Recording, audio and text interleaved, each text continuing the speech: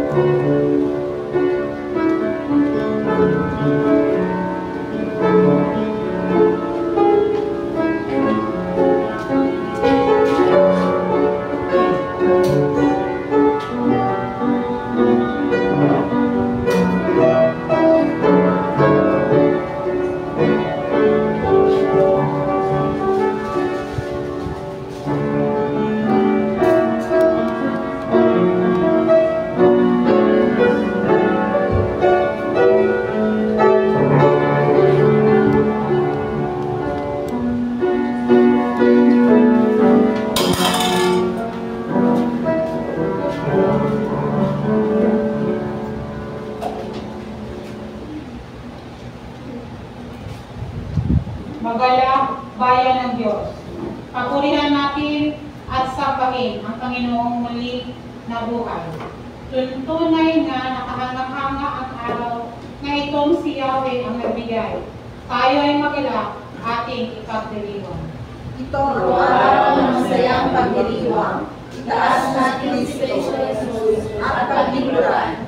Ang kanyang pagbangon sa libingan ay tanda ng tagumpay para sa ating lahat. Nagliliwanag sa panahon ng pandemya ang kanyang kalingkingan at kapangyarihan. Nagdudulot ng pag-asa sa ating mga kalooban. Ito ang araw na ginawa ng Diyos. Ibinabangon tayo sa kulay ng bukas. Ang tao ay nagsi, tumindig at salubungin ng Panginoon. Mag-alay tayo sa Kanya ng mapuling awit at nagtutunan. Narito kasama natin ng Diyos. Lumakad tayong kasama ang Panginoon. Magpatuloy tayo sa pagharap sa buhay sapagkat mayroon tayong Diyos na tatawag at huwag magsawang diringgin may tuwa. Pag-ibig ang alay magkordero sa Diyos. Sa Kalbaryo ay nagdusa, buhay ay namandog. Damdamin naghirap, nagdanas at buko. Pag-ibig din ang napansin sa kanyang pagsama. Ngayon, sa lahat ng araw ng ating buhay, patuloy natin napapatunayan na wala anumang bagay ang makapaghihiwalay sa atin sa pag-ibig ng Diyos sa kanyang pinadama sa pamamagitan ni Kristo. Kahit pa sa mga panahong pinipili nating kalikuran ng Panginoon, sa ating paulit-ulit na pagpapakita ng kahinaan at paggawa ng kasalanan. Ang Diyos ay nariyan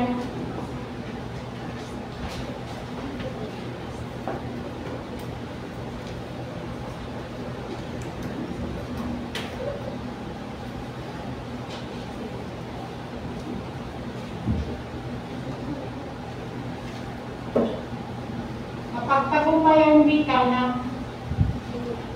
kasulatan. Nasaan o kamatayan ang ating tagumpay? na sa ano kamatayan ng iyong kamandag. Ang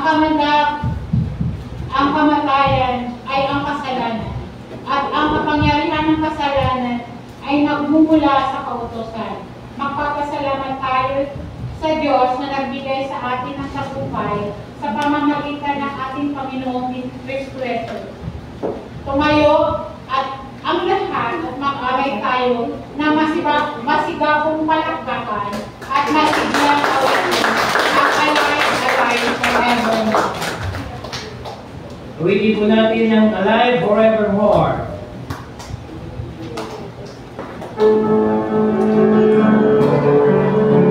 Alive, alive, alive forevermore. My Jesus is alive, alive forevermore.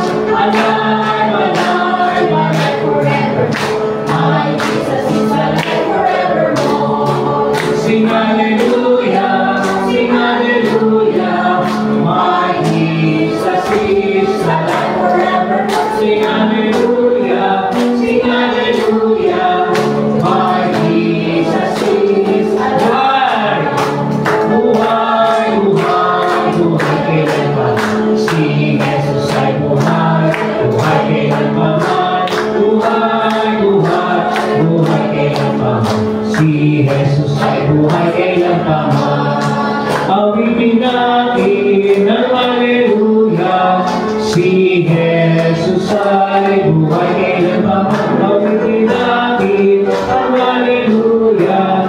Si Jesus ay buhay. Manalangin tayo. Tinadakila ka namin sa mga sandaling ito, O Diyos na pinagmumulan ng buhay at pag-ibig. Salamat sa kagalakan pumupuno sa aming mga puso sa mga oras na ito. Tunay nga po na nagbibigay ng iba yung liwanag at pag-asa sa amin ang muli mong pagkabuhay. Ikatlong araw mula na ikaw ay mamatay at libing, ngunit saksi ang mga unang alagad sa kapangyarihan ng Diyos, libangon ka maging sa kamatayan. Dahil dito, patuloy na umagaon sa amin ang malalim at matatag na pananalig sa iyo bilang aming Panginoon at Tagapagligtas. Kay tulad ko naman ang aming maranasan sa araw nito, ang iyong mapagpalang presensya at manatili sa amin na kagalakan ng iyong pagliligtas. Amen. Amen. Manatili po tayo nakatayo at atin pong awitin ang himno ng pagpupuri, Crown Him with Many Crowns.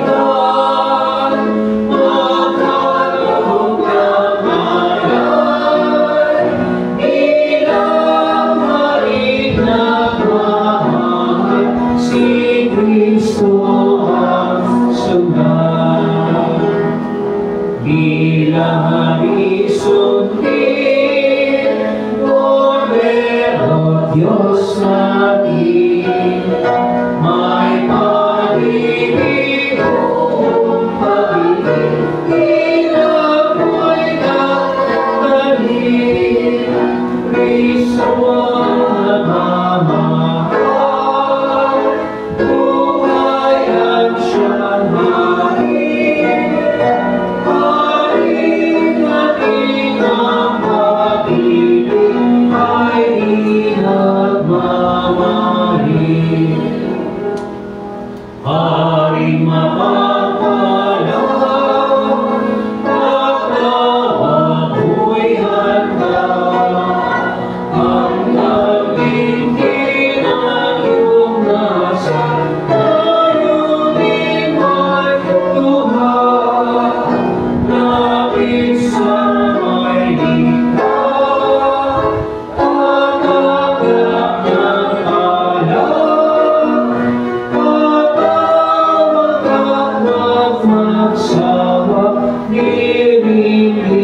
may Tuhan, pag-ibig ang alay ng Kordero ng Diyos, sa Kalbaryo ay nagdusa, buhay ay nahandog, damdamin ang hirap, nadagas ng buko, pag-ibigin ang napansin sa kanyang pagsapot.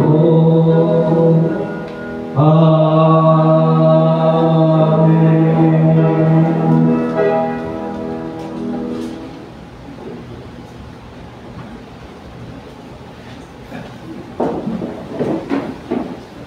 Paanyaya sa pagsisisi. Ngayon na sa lahat ng araw ng ating buhay, patuloy nating napapatunayan na walang anumang bagay ang makapaghihiwalay sa atin ng pag-ibig ng Diyos na Kanyang pinarama sa pamamagitan ni Kristo Jesus. Kahit pa sa mga panahong pinipili nating kaliburan ng Panginoon sa ating paulit-ulit na pagpapakita ng kahinaan at paggawa ng kasalanan, ang Diyos ay nariyan para sa atin upang ibalik sa Kanya, hilumin, pagalingin, patawarin at tanggapin. Halina't ipanatag natin ang ating mga kaluluwa sa Kanya na nagmamay-ari sa atin. Gumawa tayo ng ilang sandali ng pangungupisa. Magkaroon po tayo ng sandali na tahimik na pananalangin at ating pong lapit sa Diyos ng ating mga nagawa na kailangan na natuwa laban sa Iyo.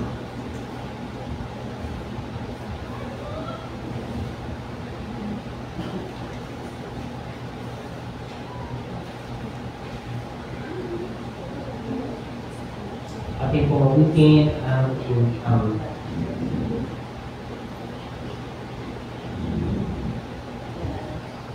Panginoon ko ay iyong sa iyo.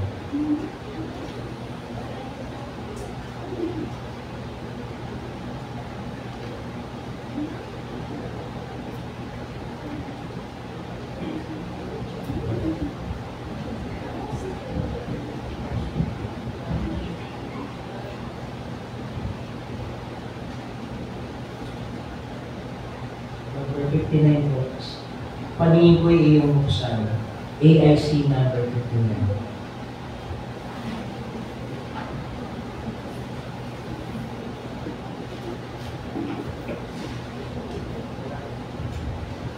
Paningin ko'y iyong buksan, Panginoong minamahal, upang aking maunawaan ang kalooban mong banal.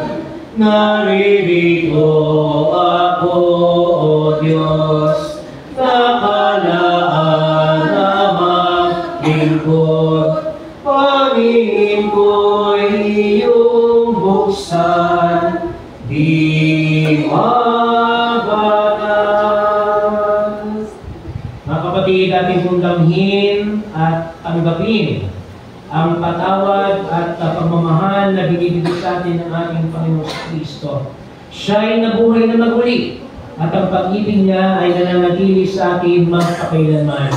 At dahil dito, ating pong patuloy na ipahayag ang ating pagkakaisa sa pamamagitan po ng ating pagbabatihan at pagkakamayan. Batiin po natin ang ating mga katabi. Sabihin po natin, buhay si Kristo kailanpaman. Jesus is alive forevermore. Palapakan po natin ang Panginoon.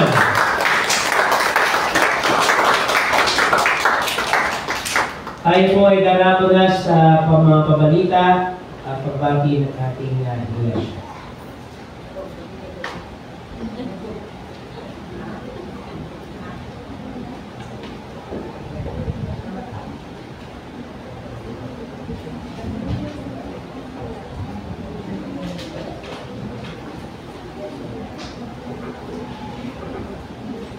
Magandang umaga po sa ating lahat. Good morning! Good morning!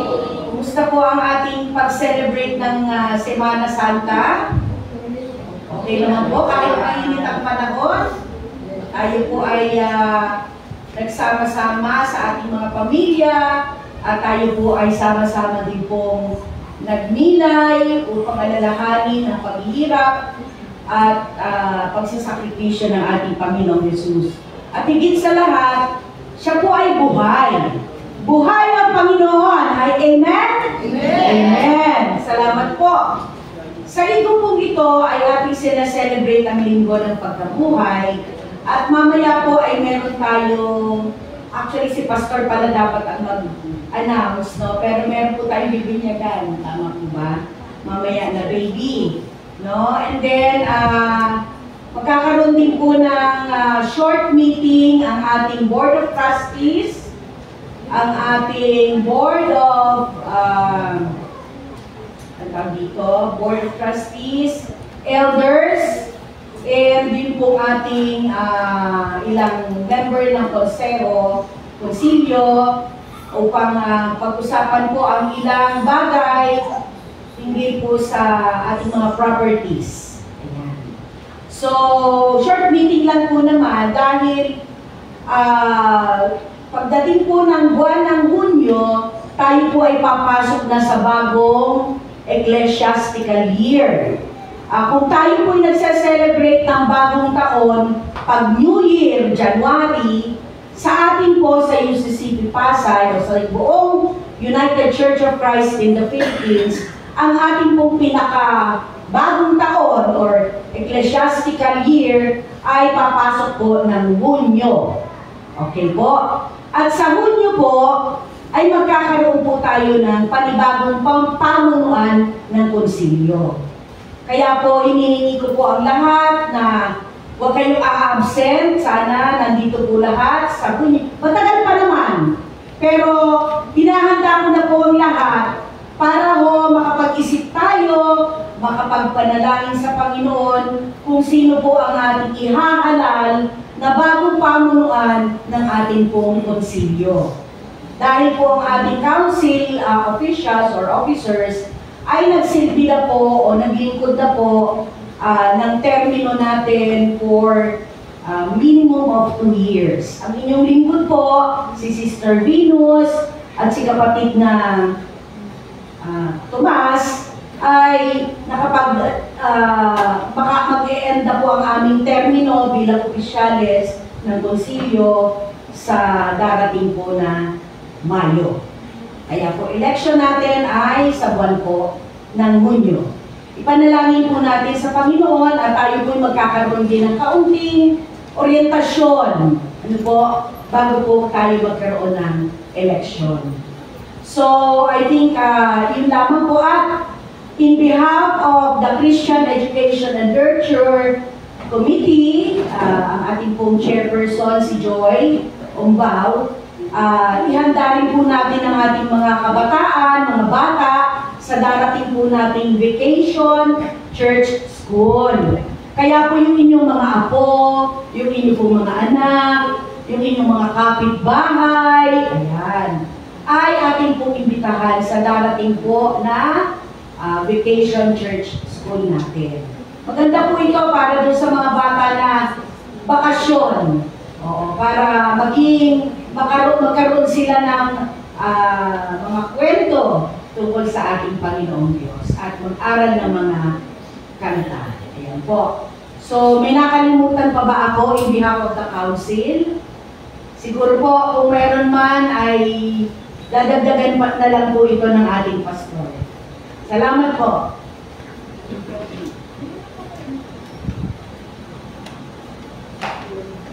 Okay, buhay si Kristo kailan pa man. Jesus is alive forevermore. Palapakan po natin ang Panginoon. Parang mahina. Palapakan po natin ang Panginoon.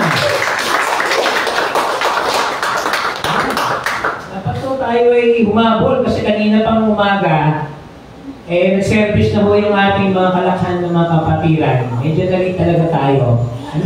Sa ating pagdiriwang ng gawain sa umagang ito. Subalit, ganun pa man, pagpaumanin niyo po mga kapatid, meron po tayong mga technical problems ngayon na nararanasan muna, wala po tayong projector, ano? So next Sunday po ganito ang mangyayari mga kapatid, ano? Habang tayo po ay nananalangin at nag-iipon upang magkaroon ng panibagong LCD or Smart TV po dyan sa harapan, actually pag-uusapan pa po natin yan upang ipanawagan ito sa ating mga kapatiran.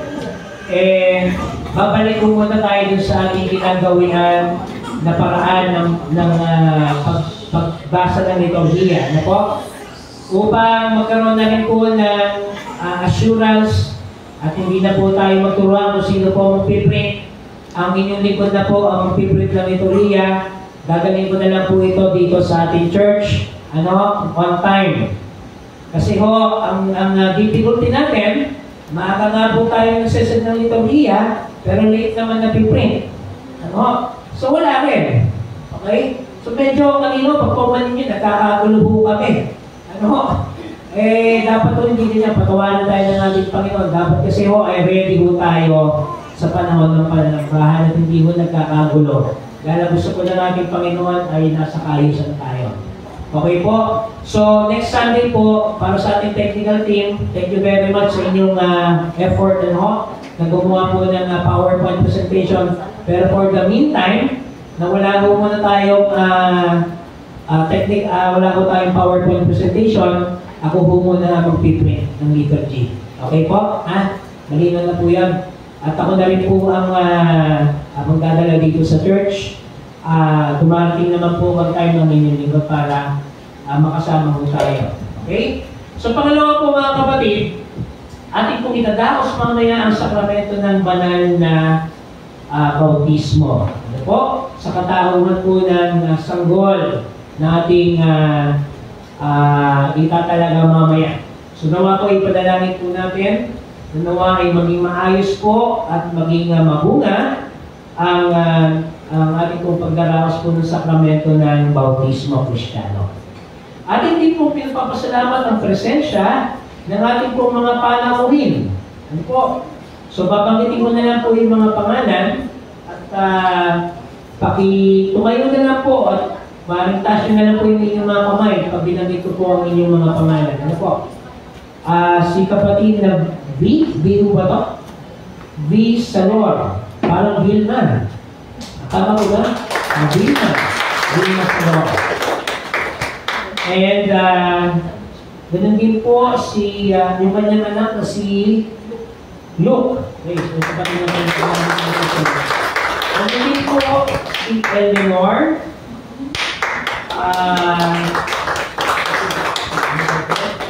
Si Joy, Rene Boy, Nani, Mary Rose, at Salvacion. Ayan. Palagi ko mga bisita po ito ng ating kapatid na Pearly. Mga ninang po yan mamaya sa ating binyan. Okay? And of course, kay Mr. and Mrs. Noble. Good morning, brother. Meron pong anak na bibinyagan natin mamaya. Meron po ba tayong mga hindi pa na nabinyagan? Na-mention po na bisita. Welcome po sa ating church. So God bless po sa ating lahat mga kapatid. So maraming salamat po una-una mga kapatid sa ating mga kapatiran na naging bahagi po ng ating Lenten and Holy Week services. Unang-una po sa ating mga Good Friday speakers. Ano po? Unang-una po sa ating Pastor Bernard Basig na nandun na po sa Samar. Maluwalhati na po sila nakarating doon noong Friday afternoon. Kasama po ating kapatid na Paz. Ikalawa po sa mga sumunod na mga speakers po natin. Sa ating kapatid na Venus, kapatid na Lynette, kapatid na Grace, kapatid na Thea. Sino pa po ba yung mga speaker natin nun? Sa kapatid na Becca, pagpalay po kayo ng ating Panginoon. At sana po, sa susunod na mga preaching ministries po natin, yung iba pong mga kinakatok ng Panginoon, upang magbahagi ng salita ng Diyos, welcome na welcome po kayo. Okay po? At para po tayo patuloy na magsalo sa kanyang mga salita. So God bless po sa inyo mga kapatid. So ganun din po sa ating mga iba pang mga gawain na dapat po natin ipanalangin, yung upcoming activities po natin. Una-una po, sa darating po na Miyerkules, yung ating po regular prayer meeting, supposedly doon po tayo sa home Bible study prayer meeting. Dito na lang po natin gagawin sa ating church, this coming Wednesday. And then sa Sabado po, meron po tayong dedication and birthday service ng anak po ng kapatid na Jocelyn. Ang wala ho siya ngayon, Pero ganun pa man, doon po sa mga sasama sa akin, 10:30 po ng umaga ng Sabado, sabay-sabay po tayo mag-alis dito. Okay? Mamaya po, siguro kausapin mo na lang kung sino yung pwedeng sumama sa akin. Diyan na naman po sa may Malugay, sa Makati po, yung ating venue. Okay? And from there mga kapatid, meron po tayong activity na gagawin sa PCU Las Marinas.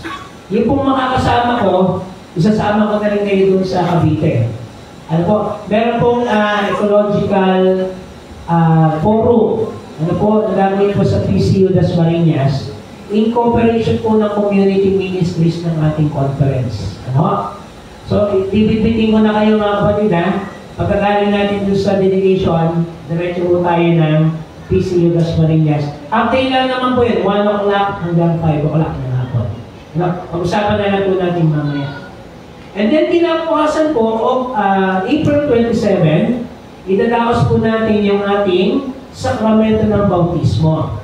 Doon po sa anak ng ating kapatid na Jocelyn. So, mangyayari po, i-dedicate muna doon ng Saturday, and then isasabay po yung birthday service, kinabukasan po yung baptism dito sa ating church. Okay po? So, next Sunday po yan, April 27. At atin din pong gaganapin naman ng ating regular na visitation dyan po sa Pasay City Youth Home. Medyo matagal-tagal na po tayo hindi nakakadalo sa Pasay City Youth Home. So, next Sunday din po yan. Sa ganda po na alas 3 ng hapon. So, paalala po sa ating mga volunteers na nakakasama po natin ay nawa po, makasama uli namin kayo sa darating po na Sunday sa August 27 sa Pasay City Youth Home. At sa umaga po yun, ay atin naman pong ipagkakaloob ang ating special offering para po sa Pasay City Youth Home. Next Sunday na lang po yan. Okay po? Sige po. So meron pa tayo mga karagdagan pa? So katulad po na nabanggit ng ating council chair, ipanalangin po natin ang mga preparasyon po para sa ating council elections. So paalala po sa ating non-elect, pwede naman po tayo magkaroon ng short meeting, mas online, para po i-prepare yung pong ating nomination and election process na magsisimula na po by May. Okay po?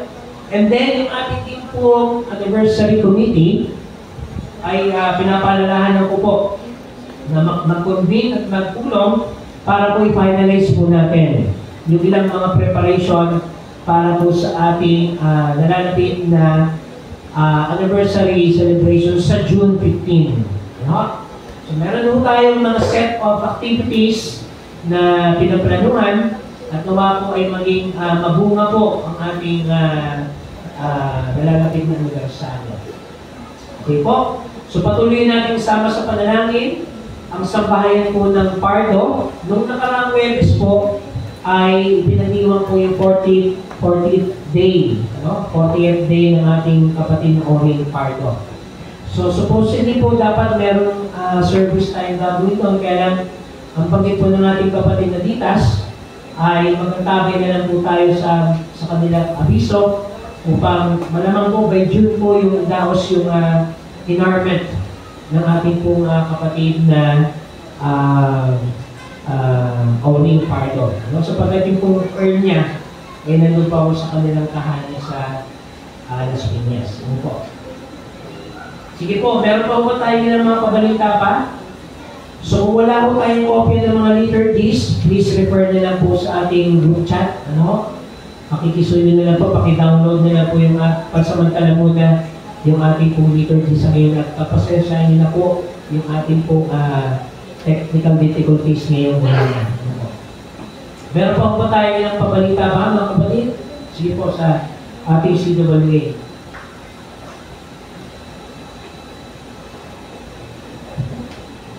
I-advance ko na lang po pag-announce ang MLJA 15th anniversary celebration at Mississippi 77th anniversary. Nagaganapin sa May 24, 2025, 8 a.m. to 4 p.m. sa Don Honorio Ventura State University, Gymnasium, Bacolor, Pampanga. Joint CROs, kailangan daw 2 officers per location. Dalawa sa CWA, dalawa sa UCM, SIAC, at saka CYM. Gaganapin ito sa Bacolor, Pampanga sa May 24.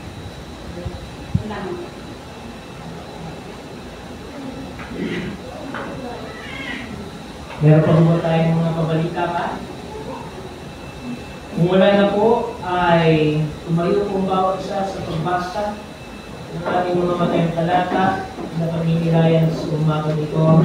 Ang unang pagbasa po ay mula sa unang sulat ng Apostol Pablo sa mga taga-Corinto, Kabanatang 15, versikulong 19 hanggang 26. 1 Corinthians chapter 15, verses 19 to 26. At ito po ang sinasabi. Kung ang pag-asa natin kay Kristo ay para lamang sa buhay nito, tayo na ang pinakakawawa sa lahat ng tao. Ngunit sa katunayan, si Kristo'y muling binuhay at ito'y katibayan na muli niyang bubuhayin o muli niyang bubuhayin ng mga patay. Kung paano dumating ang kamatayan sa pamamagitan ng isang tao, gayon din naman, dumating ang muling pagkabuhay sa pamamagitan din ng isang tao. Sapagkat kung paano namamatay ang lahat dahil sa kanilang kaugnayan kay Adan, gayon din naman mabubuhay ang lahat dahil sa kanilang kaugnayan kay Kristo. Ngunit ang bawat isa ay may kanya-kanyang takdang panahon. Si Kristo ang pinakauna sa lahat. Pagkatapos ang mga kay Kristo sa panahon ng pagparito niya. At darating ang wakas, kapag naibigay na ni Kristo ang kaharian sa Diyos Ama. Pagkatapos niyang malupig ang lahat ng paghahari, pamahalaan at kapangyarihan. Sapagkat si Kristo'y dapat maghari hanggang sa malupig niya at lubusang mapasuko ang kanyang mga kaaway. Ang kahuli-hulihang kaaway na kanyang lulupigin ay ang kamatayan. Sa pagbasa naman po ng ating Ebanghelyo, ay matatagpuan po sa Ebanghelyo ng ating Panginoon Jesus ayon kay Juan, sa Kabanatang 20, versikulo 1 hanggang 18. The Gospel of John, chapter 20, verses 1 to 18. At ito po ang sinasabi.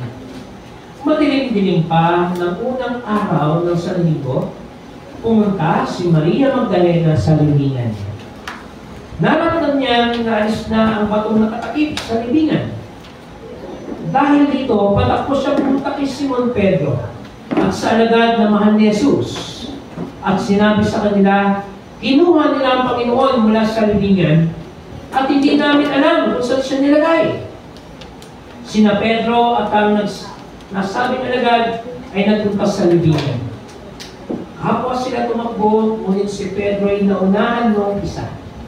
Yumuko ito at sumilip sa loob ng libingan, ngunit hindi pumasok. Nakita niya nakalagay doon ang mga telang lino. Nang dumating si Simon Pedro, tuloy-tuloy itong pumasok sa libingan at nakita nito ang mga telang lino. At ang panyong ibinalot sa ulo ni Jesus. Ang panyo ay hindi kasama ng mga telang lino, kundi hiwalay na nakatiklop sa isang tabi. Pumasok din ang alagad na naman ng dumating at nakita niya ito. At siya'y naniwala. Hindi pa nila naunawa noon na si Jesus ay kailangan muling mabuhay ayon sa kasulatan. At umuwi ang mga alagad sa kanilang mga tahanan. Si Maria ay nakatayo umiiyak sa labas ng libingan. Habang umiiyak ay umupo siya at sumilip sa loob. May nakita siyang dalawang anghel na nakagamit ng puti at nakaupo sa pinaglagyan ng bangkay ni Jesus. Ang isa'y sa gawing ulunan at ang isa naman sa paanan. Tinanong nila si Maria, "Babae, bakit ka umiiyak?"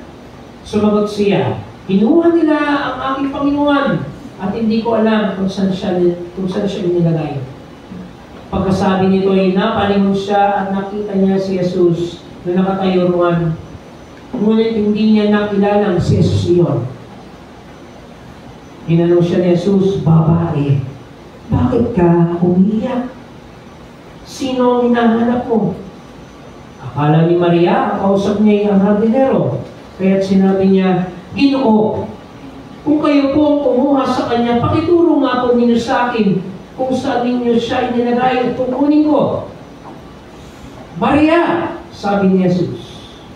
Pumarap siya at kanyang sinabi sa wikang Hebreo, "Rabboni!" na ang ibig sabihin, guro.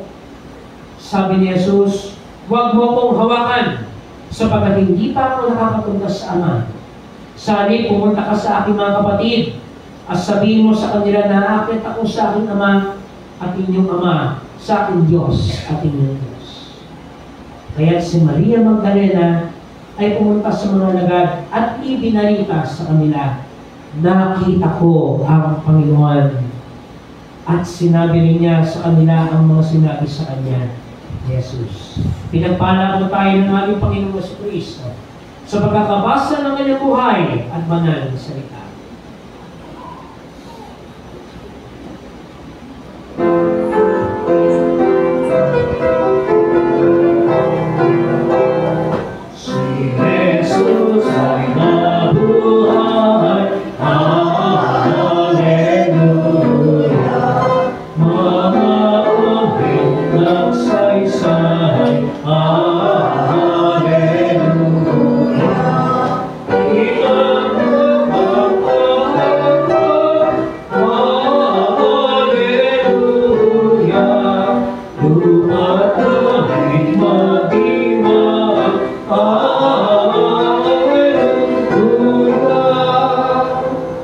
Makakaupo na po ang katawan. Aking po pakinggan ang mensahe sa awit ng ating katawan.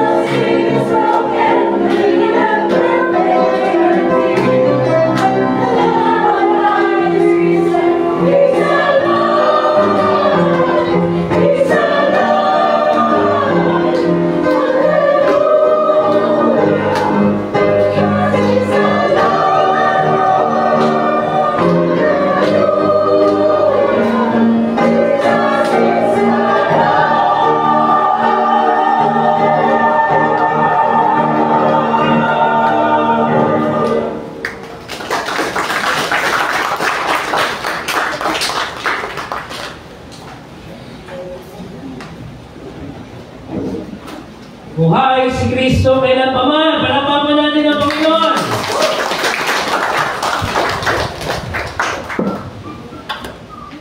Sa araw pong ito ay sinalubong ng komunidad ng mananampalataya ang muling pagkabuhay ng ating Panginoon sa Kristo sa iba't ibang mga paraan at forma. Sa ating pong mga kapatiran sa kalakhanang iglesia sa Cavite, nagkaroon po ng salubong and joint services sa iba't ibang mga nearby churches po ng ating pong mga cluster. Ang National Council of Churches in the Philippines naman po ay nagdaos ng ecumenical service na ginanap po doon sa Bantayog ng mga bayani. Kanina po alas 5 ng umaga. So talagang ang araw pong ito ay espesyal sapagkat patuloy po natin pinagdiriwang ng ating Panginoong Hesus ay buhay kailanpaman. Jesus is alive forevermore. At ating kong balikan muna at alalahanin ang nakalipas na Semana Santa. Nung nakaraang linggo po ay ating pinagdiwang naman ang matagumpay na pagpasok ng ating Panginoon sa Kristo sa Jerusalem. At ating pong nasumpungan doon na ipinakilala ng ating Panginoon Hesus ang kanyang sarili bilang Diyos na nagpapakumbaba at patuloy na nagpapakababa at dala niya ang kapayapaan at ang katangian niya bilang sinugo ng Diyos. At ang kahulugan po ng Hosana ay iligtas mo kami o save us. Noong nakaraan naman po Huwebes Santo ay atin naman po inalala ang kahulugan ng paglilingkod sa pamamagitan ng paghuhugas ng paa.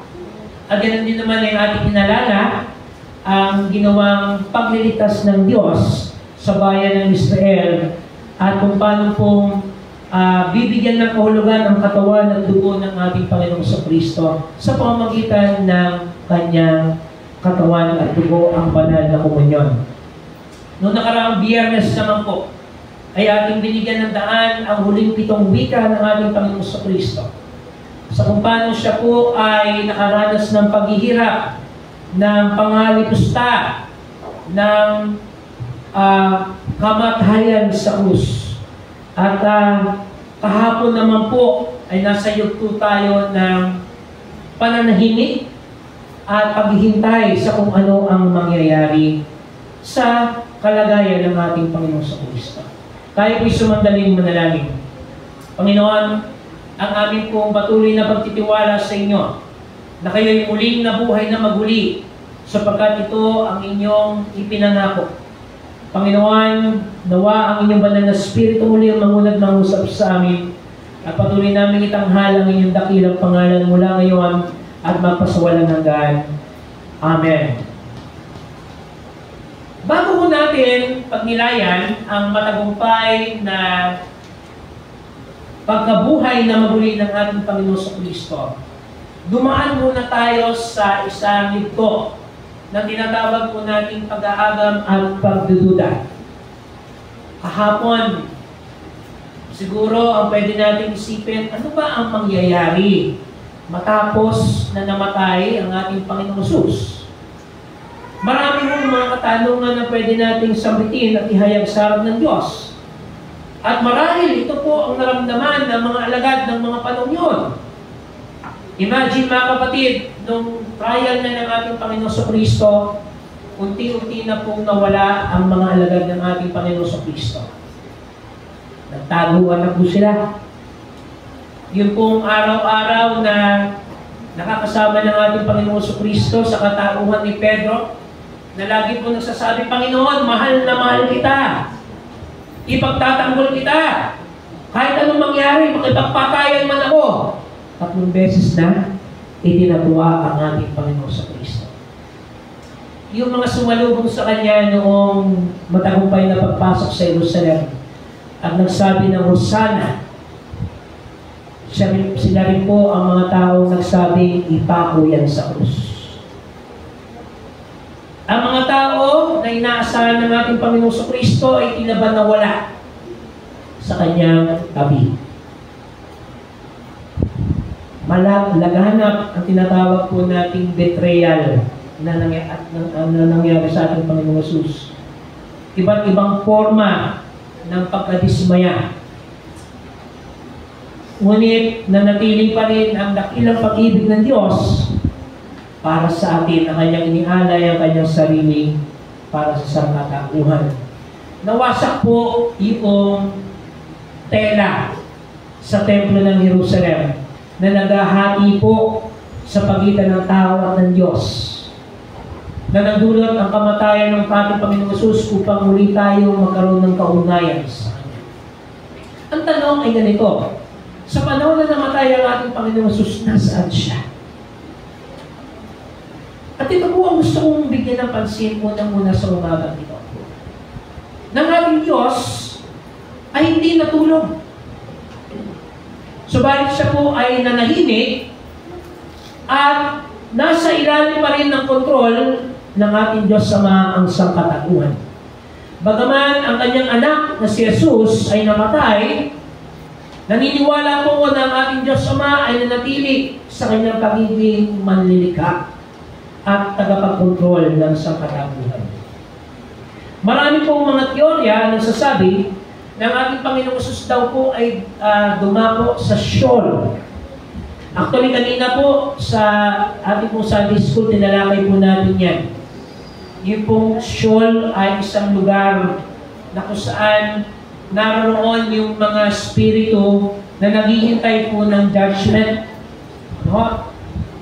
Para po sa ibang mga Bible scholars, nung namatay ang ating Panginoon Kristo na siya ay nabalik sa Diyos Ama, pumunta po siya sa lugar ng Sheol o ng Hades upang ideklara at ipaunawa doon na siya ay nagtagumpay na sa kamatayan. Maaaring iyan po ay isang spekulasyon din, pero wala po sa ating ebanghelyo. Ano ba?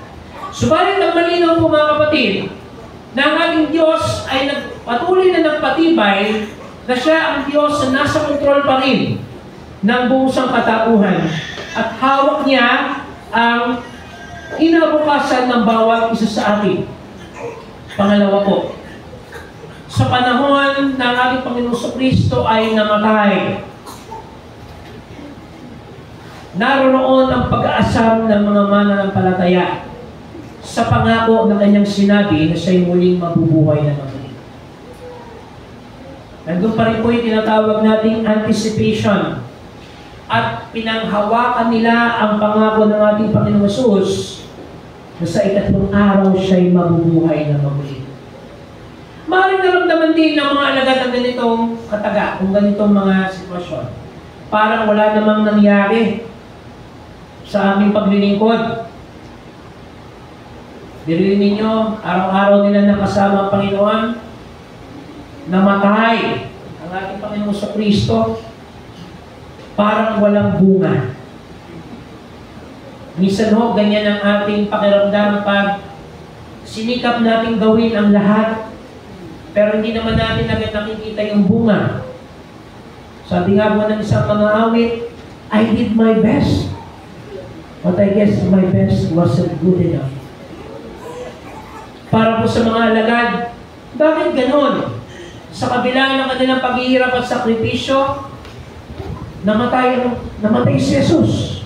Parang walang nangyari. O kaya ganito naman, maaaring sabihin ng iba, huwag na lang natin ipagpatuloy itong sinimulan natin, wala rin namang mangyayari. Ano man ang naramdaman ng mga alagad at disipulo ng ating Panginoong Hesus ng mga panahon yon, ay bunga ng kanilang pagiging tao. Yung tinatawag po natin human limitation ay nanatili at nagkaroon po ng marka sa kanilang pagkatao ng mga panahon yon at maaaring nararanasan din ng bawat isa sa atin. Yung ating pagsusumikap na maglingkod sa Panginoon, sinasabi natin, Panginoon, nagiging mabuti naman akong lingkod sa inyo. Nagiging mabuting tao naman ako. Araw-araw naman, ako po ay naghahanap buhay. Pero bakit parang wala? Walang nangyayari. Dito po pumapasok yung tinatawag nating pagsilip na. at pagtungo natin sa tagumpay ng pagkabuhay na maguli ng ating Panginoon. Kung naalala niyo po noong nakaraang linggo mga kapatid, sinabi po natin na ang tagumpay ng pagpasok ng ating Panginoon Jesus sa Jerusalem ay patingin pa lang. Sapagkat hindi pa yun ang tunay na esensya ng pagkabuhay ng tunay na tagumpay. Sapagkat ang tunay na esensya ng tagumpay ay ang pagkabuhay ng ating Panginoon sa Kristo. At ito po ay ating narinig sa talatang ating binasa mula po sa Ebanghelyo ni Juan. At dito naman po ay ating masusupungan ang ilang mga karakter na nakasama ng ating Panginoong Jesus mula nung siya ay nasimula sa gawain ng paglilingkod. Unahin po muna natin si Simon Pedro. Ika nga po kanina, sabi natin, si Simon Pedro ang tagapagtanggol, kilalang tagapagtanggol ng ating Panginoon sa Kristo ng mga panahon iyon. Naalala niyo po ba? Siya lagi yung sumasalat. Di ba? At sinasabi ng ating Panginoong Jesus, nasa kanyang mga alagad, ito yung pinaka-vocal. Ano? Ito si Simon Pedro talaga yung nagsasabi niya, Panginoon, hindi kita iiwan kailanman. No? Pero sinabi rin sa kanya ng ating Panginoon, huwag mong sabihin yan, Pedro, sapagkat ipagkakatuwa mo ko ng 3 beses. And this time, mga kapatid, remember ang ating mga alagad ay nagpulasan, nagsipagtago dahil sa kanilang pagkatakot. Sino ba namang hindi matatakot, mga kapatid? Yung inyong araw-araw na kasama, inaresto at namatay. Balitang-balita. Ano? At maaaring iisip nila sila na yung susunod na huhulihin. So yung pagkatakot po nila ay bunga pa rin ng fulfillment ng Scripture na lahat ng mga kasama at katuwang ng ating Panginoong Jesus ay mawawala sa kanyang paningin. Kaya minsan mahirap talaga yung meron kang kaibigan na gano'n, ano? Yung laging sinasabi sa'yo, hindi ka iiwan, hindi ka iiwan. Kahit anong mangyari, ako bahala sa'yo. Mag-ingat po tayo doon. Kasi hindi natin kayang gawin yan. There are few, yes.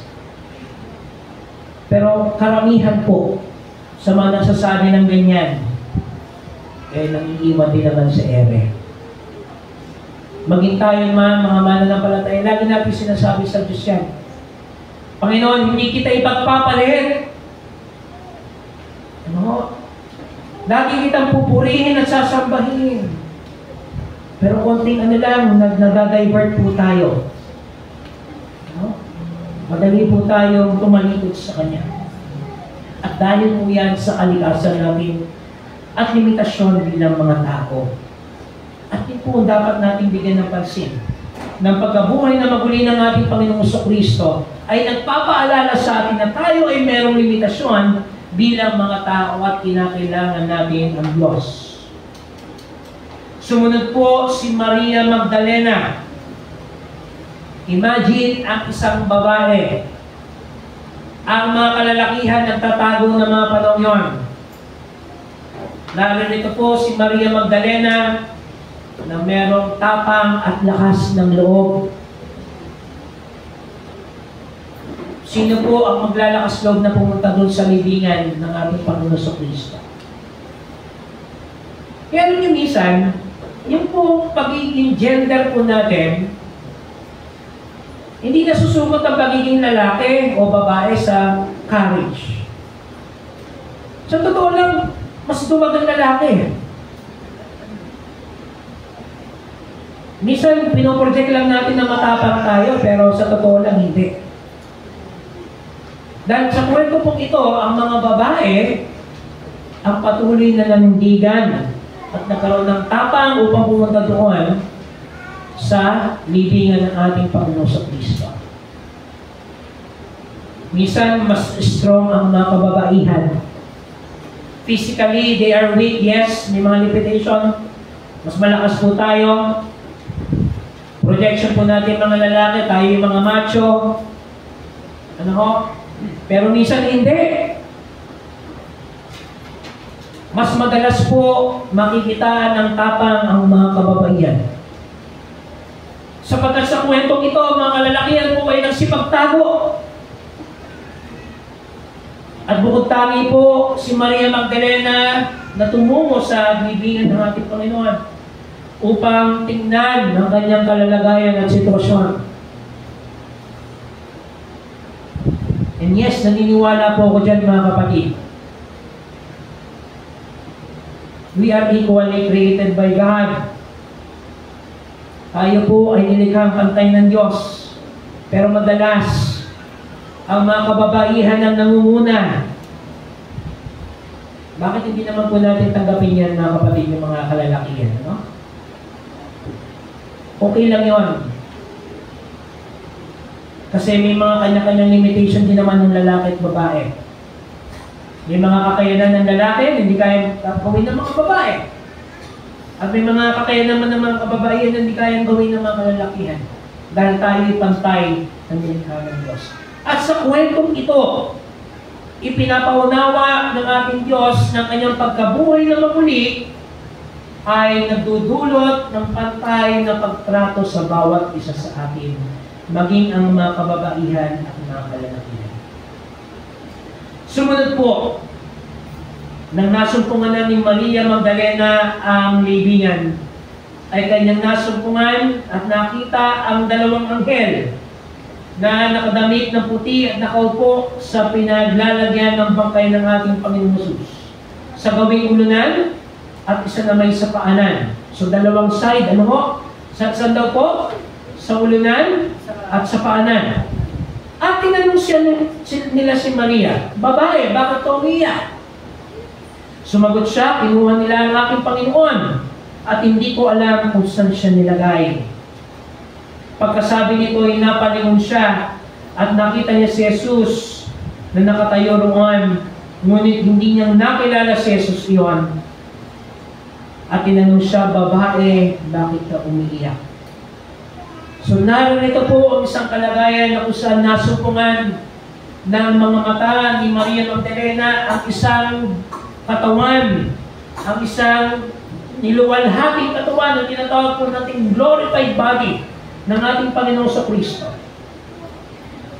At hindi po agad nakilala ng ating ni Maria Magdalena ang ating Panginoong Hesus.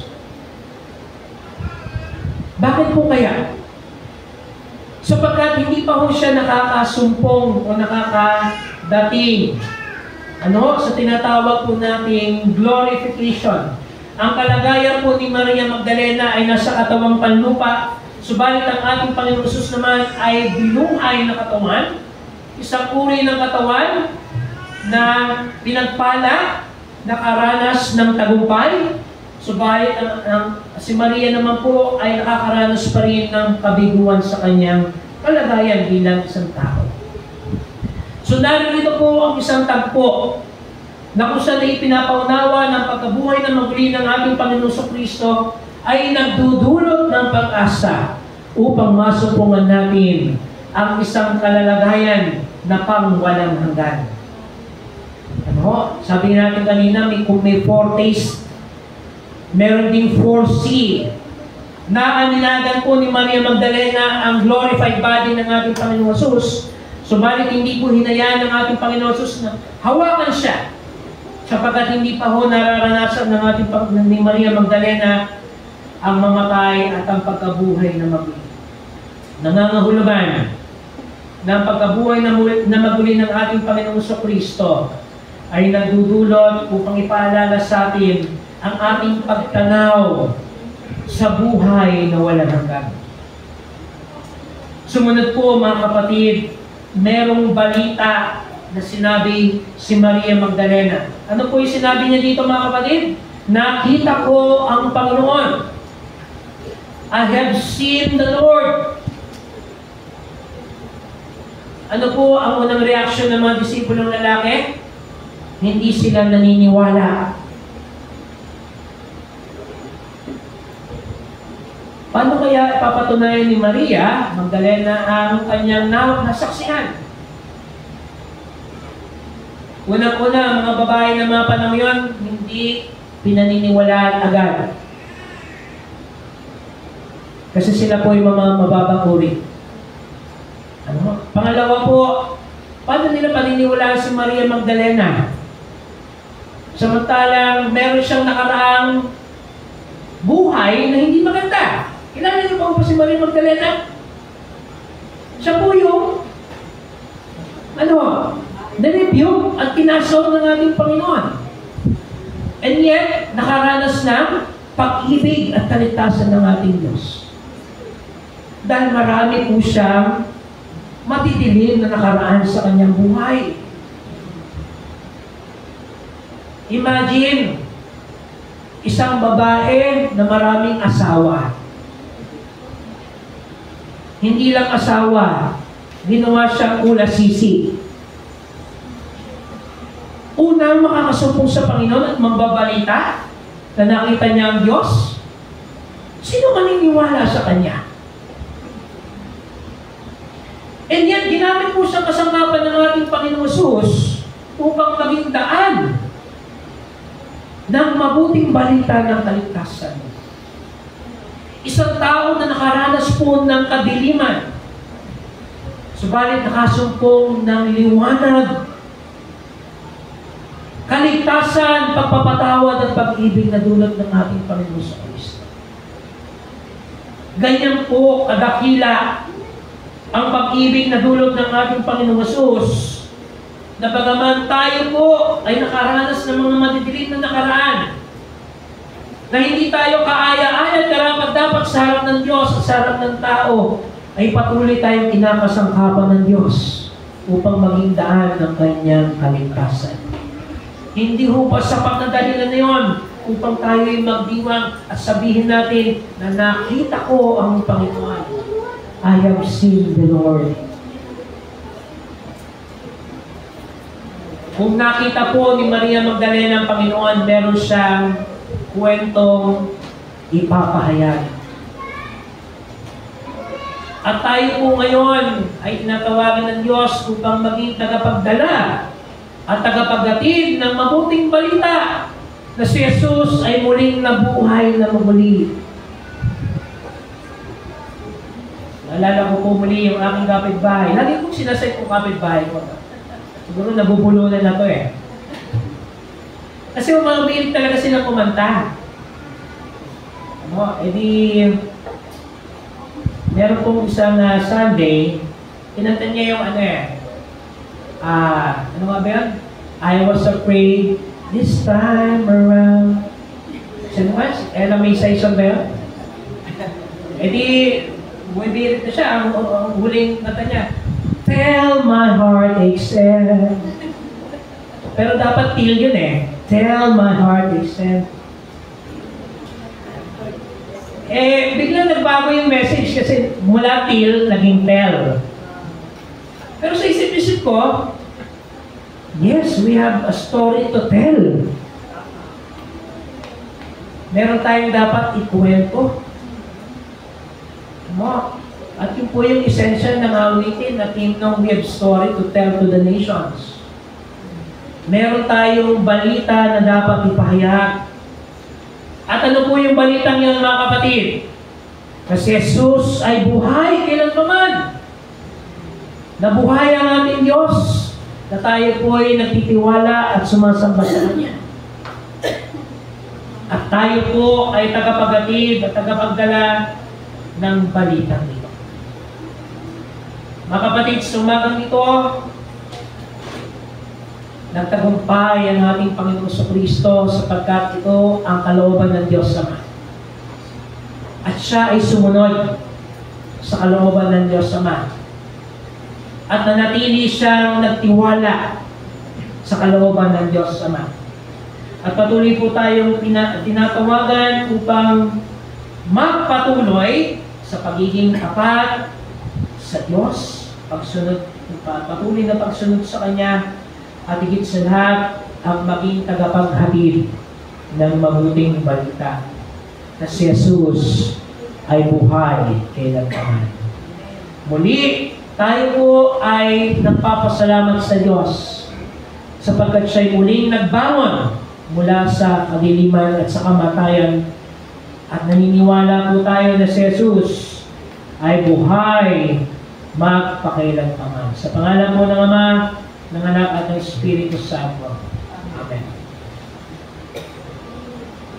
Tinatawagan ko po ang magulang ng bata ng ating babautismuhan na dumako po sa harapan, maging ang mga ninong at ninang, ganun din po yung ating mga elders, upang idaos po natin ang sakramento ng bautismo.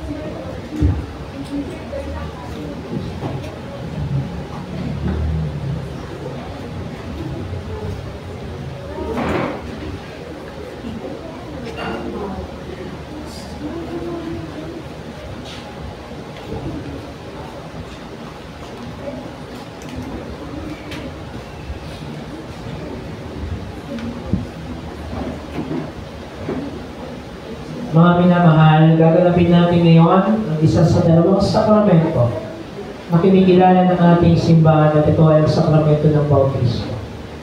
Minsan paintindin natin ang galing ni Jesus na kanyang sabihin sa kanyang mga alagad, humayo kayo at gawin ninyong alagad ko ang lahat ng bansa. Bautismo ninyo sila sa ngalan ng Ama, ng Anak at ng Espiritu Santo.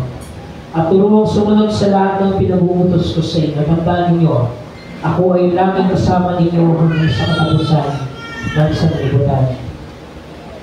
Para po sa mga magulang, kay Pearlie at kay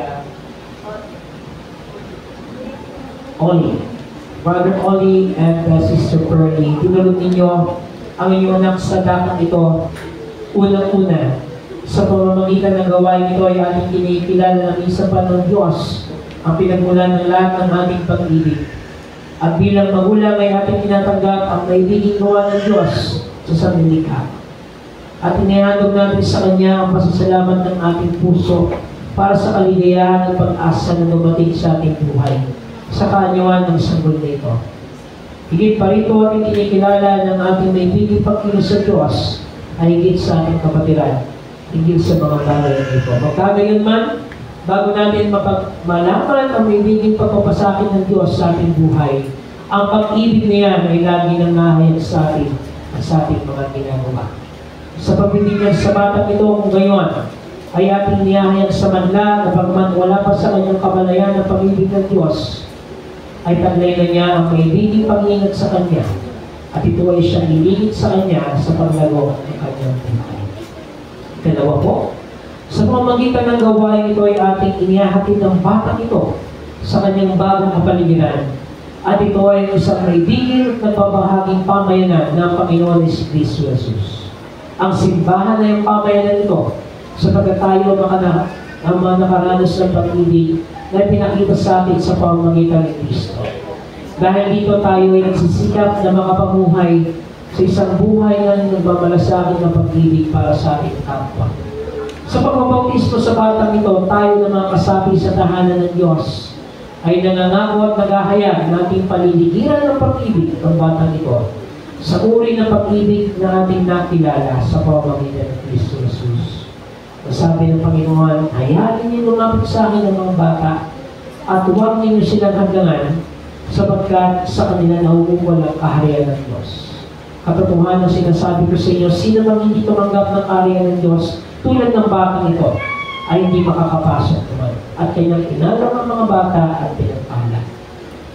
Sa inyo, kapatid na Ollie at Pearlie, sagutin lamang po ang aking katanungan ng opo. May you say that? Sa pagdala ninyo sa batang ito upang pagbautismuhan, Inihahayag ba ninyo ang inyong pananampalataya kay Kristo bilang Panginoon ng inyong buhay? Tinatanggap ba ninyo sa inyong sarili at para sa inyong anak ang tipan ng biyaya na nagbibigay katiyakan na iniibig ng Diyos sa inyong anak at kanyang inahangan, na sa pamamagitan ng panalangin at halimbawa ay mapalaki ninyo ang bata sa kalinga ng Diyos at sa kaparaan ng tao at ng kanyang simbahan? Pinapangako ba ninyo na kayo magbibigay sa bata ng mga araling itinuro ng kasulatan tingkil sa katotohanan ng pananampalatayang Kristiyano? Gayon din sa pananalangin at iba pang mga bagay na dapat matutuwa ng isang Kristiyano para sa kabutihan ng kanyang kaluluwa. Sa mga ninong at ninang, kayo na tumatayong ikalawang magulang, kayo ba ay buong kabanalan ng nangako na inyong gagamitin ang inyong natatanging kaugnayan at karapatan upang ang batang ito na pinagkatiwala sa inyo ituruan ng matuwid at mapalaking matapat sa pagnanasang mabuhay na kaaya-aya sa Diyos. Sa kapatiran ng iglesia ito at sa kongregasyon ng UCCB Pasay, tinatanggap ba ninyo ang batang ito sa pag-ibig at kalinga ng kapulungan nito? At ipinapangako ba ninyo na kayo makikibahagi sa kanya sa kagalakan, tungkulin at pasanin na sadyang pinakala ng Diyos sa kanyang bayan? Banggitin po ninyo ang inyong kasagutan sa pamamagitan ng inyong pagtayo. Tayo po ay manalangin. Dakilang Diyos, huwag po ninyong idunot ng aming ginagawa ngayon ay maging bahagi lamang ng karaniwang gawain pagsimbahan. Ang tingin po ninyo ang puso ng bawat narito ng pagkakakilala sa Kristyanismo ay sa lamang pangkaraniwang kasanayan ng reliyon na walang makalangit na kahulugan. Ang sanggol ay binabautismo at sa iyong buhay at kamatayan at aming siyang ginagawang kasapit sa pamayanan ng iyong katawan. Huwag po sanang idunot ng bautismo ito ay masadlak lamang sa munting sulok ng iglesia ito na inyong itinatag. Gawin mo pong makilala namin na kami lahat ay kasangkot sa gawain ito, sapagkat amin inihahandog ang bawat sanggol bilang habang buhay na manggagawa sa iyong ministeryo. At sa Espiritu ng banal mong pangalan.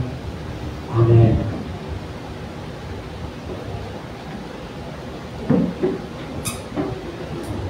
Ano ang Kristiyanong pangalan ng batang ito? Von Arlo Noble. Von Arlo Noble, sa kapangyarihan ng utos ni Cristo Jesus at sa karapat na pinagalob sa akin ng United Church of Christ in the Philippines. Ikaw ay aking binabautismo sa pangalan ng Ama,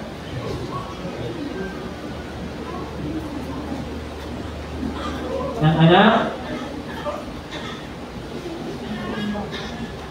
at ng Espiritu Santo. Amen. At ngayon, ang pagpapala ng makapangyarihan Diyos, ang Ama, Anak, at Banal na Espiritu ay sumayo at manatili sa iyo ngayon at magpakailanman. Amen, amen, at amen.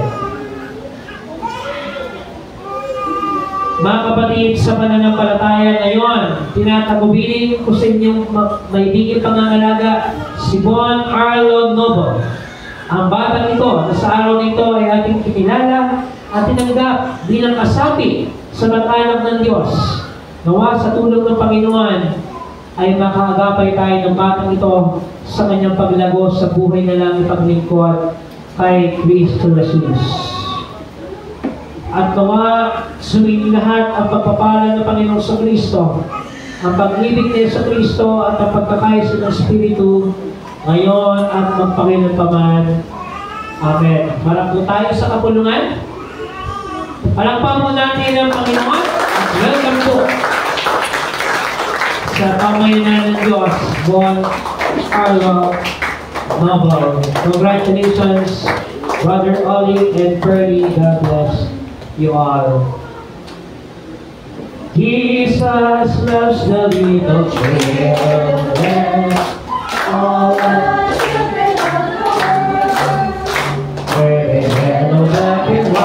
dear precious sweetness. Jesus loves the little children of the world. Jesus loves the little children, all the children of the world. Wearing yellow, black and white, their precious sweetness. Jesus loves the little children of the world. God bless you. So, mag-i-stay pa po tayo mga nino at nina. Mamaya po, pipirmahan natin yung baptismal certificate. Nasis po tayo ng ating kapatid na Thea. Ako? At tatapusin muna natin yung ating pananampahan.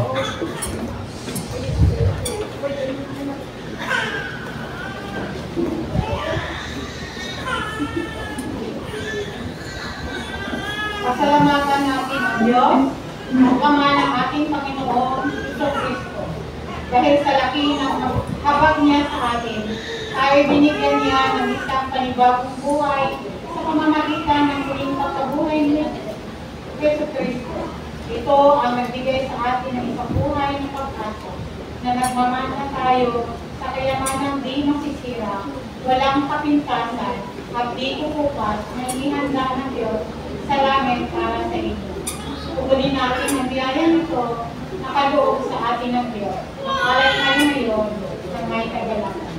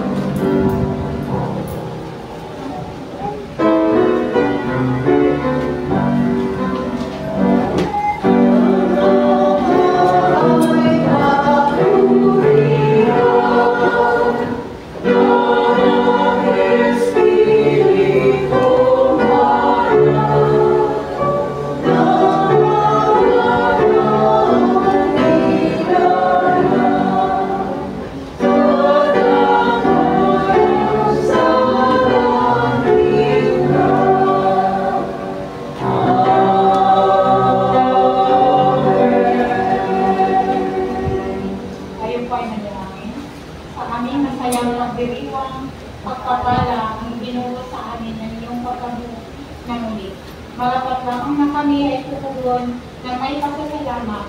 Kaya naman ang aming mga handog ay patuloy namin inaalay sa iyo bilang tanda ng aming pagkikisa sa iyong layo na magdala ng malasakit at pag-asa sa marami. Pagpalain mo po ang aming mga kaloob kasama na ang aming mga buhay. Alang-alang kay Kristo na aming kakilang mo. Amen.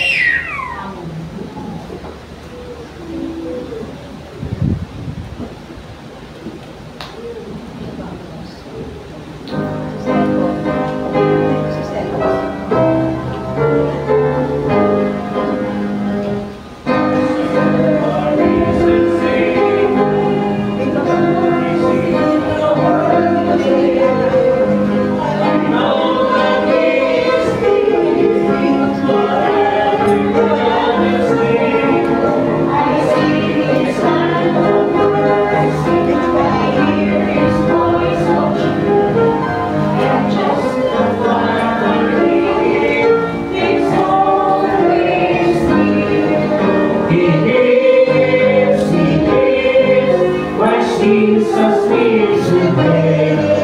He walks with me and talks with me along life's narrow way. He lives, salvation to implore. You ask me how I know He lives. He lives within my heart.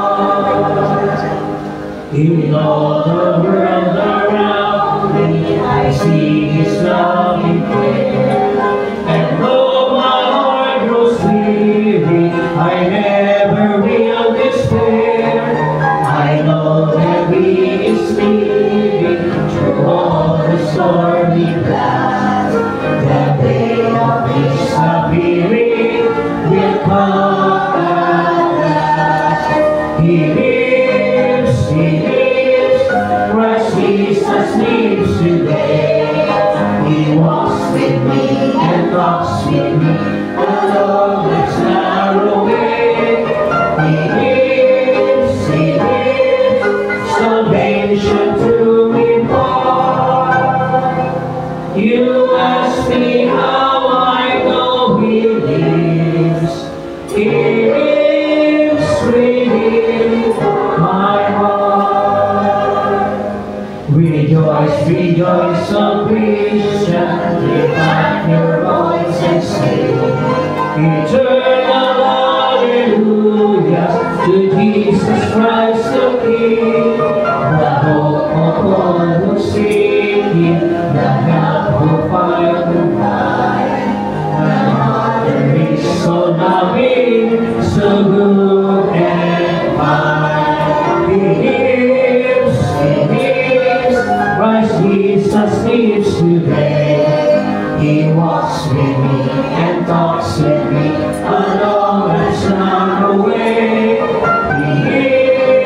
He lives, salvation to impart. You ask me how I know He lives. He lives within my heart. Tayo po'y manalangin. O aming Diyos na buhay at makapangyarihan sa lahat, ang aming pong papuri at pasasalamat sa umagang ito. Napatuloy niyo po kami pinagsama, pinagtipon bilang inyong mga anak at bilang inyong mga lingkod. Tunay nga, Panginoon, na kayo ang Diyos na makapangyarihan sa lahat, sapagat kayo ay naghirap, nagdusa, namatay, subalit sa ikatlong araw ay nabuhay na maguli. Tanda ng pagkakakilanlan ng inyong tagumpay laban sa kapangyarihan ng kamatayan at laban sa puwersa ng kadiliman. Tunay nga, Panginoon, ang inyong pagkabuhay na maguli ay nagdudulot ng pag-asa sa bawat isa sa amin. Na bagaman aming nararanasan ang iba't ibang mga hirap, sakit, at hamon ng buhay nito, ay darating ang panahon na kami magtatagumpay at kami ay patuloy na makakaranas ng pag-asang dulot ninyo, o aming Panginoon Jesucristo. Panginoon, napakarami po sa amin ang nakaranas ng mga kalungkutan sa nakalipas na mga araw at panahon. Mga mabibigat na hamon at pagsubok na maaaring niyanig ang aming pananampalataya at paglilingkod. Na maaaring sinurok o Diyos kung hanggang saan ang aming pagtitiwala sa inyo. Panginoon, kinikilala namin itong bahagi ng aming paglago at ng aming pagunlad bilang mga mananampalatayang Kristiyano. Kung kaya, Panginoon, dapat lamang namin ipagpasalamat maging ang mabibigat ng karanasan, ang mabibigat na hamon na aming kinakaharap. Sapagkat ito ang daan patungo sa tagumpay. At kung paano kayo, Diyos, sa pamagitan ng inyong anak na si Jesucristo, ay nagdanas ng pagbabata, ng paghihirap, ng pagtatwa, at ang iba pang mga masasakit na karanasan. O Panginoon, at doon sa krus ng Kalbaryo, ay kanyang inialay ang kanyang buhay at pag-ibig para sa amin. ito ay nagdulot ng ganap at tunay na tagumpay sapagkat sa kanyang kamatayan sa ikatlong araw ay kanyang nasumpungan ang muling pagkabuhay, ang Jesus na nabuhay ng muli. Panginoon, ito po ang aming pinangahawakan sa oras nito. Ito ang aming ipinagdiriwang at ito ang aming ipinagpapasalamat sapagkat kayo ay nabuhay ng muli at nananatili sa amin mga Diyos. Panginoon, amat po sa amin ay upang papasukin muli kayo sa aming mga buhay. Ang upang magpatuloy kayo na kumikilos at namumuna sa aming mga buhay. At upang kilalanin kayo, Panginoon, isang tangi at nag-iisang Diyos lamang ng aming mga buhay at wala ng iba pa. Panginoon, patawarin niyo po kami sa mga panahon na kami ay pansamantalang napabalik sa mga Diyos-Diyosan ng aming mga buhay. Maaaring ito po ay dulot ng aming mga kaaway na ibaling ang aming mga atensyon sa mga makamundo at mga pansamantalang bagay sa mundo ito. Sa mga kayamanan, sa katanyagan, sa mga nagdulot, Panginoon, na kami ay tumaligod sa inyo. Panginoon, patawarin niyo kami. At sa pamamagitan ng inyong banal na dugo, ay aming kamtin ang pag-asa at ang tagumpay na dulot ninyo o aming Panginoon sa Kristo. Panginoon, sa pasimulan ng linggong ito, aming pinagkakatiwala sa iyo ang aming kinabukasan. Aming pinagkakatiwala sa iyo ang aming mga gawain, ang aming mga batayang pangangailangan sa araw-araw. Tulungan niyo po kami, Panginoon, na magtiwala sa iyo sa tuwina. At bigyan pa kami ng lakas at inspirasyon upang gampanan ang mga gawain, ang aming mga pag-aaral buhay, ang aming mga responsibilidad, at ang iba pang mga pananagutan namin na dapat namin gawin sa inyong dakilang Panginoon. Panginoon, napapasalamat po kami sa pamilya Noble, sa aming kapatid ng Olian Prairie, maging sa bagong talaga na kanilang sanggol, Panginoon, na tinanggap sa komunidad nito ng mga nananampalataya.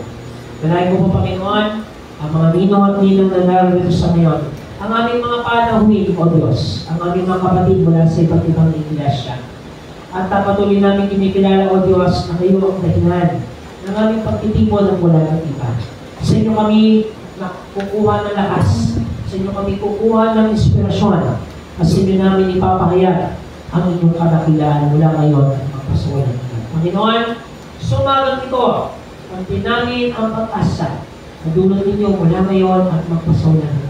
Ito po ang aming pagsapot panalangin ng may pasasalamat sa tanging pangalan ni Jesus, tanging Panginoon at tagapagligtas.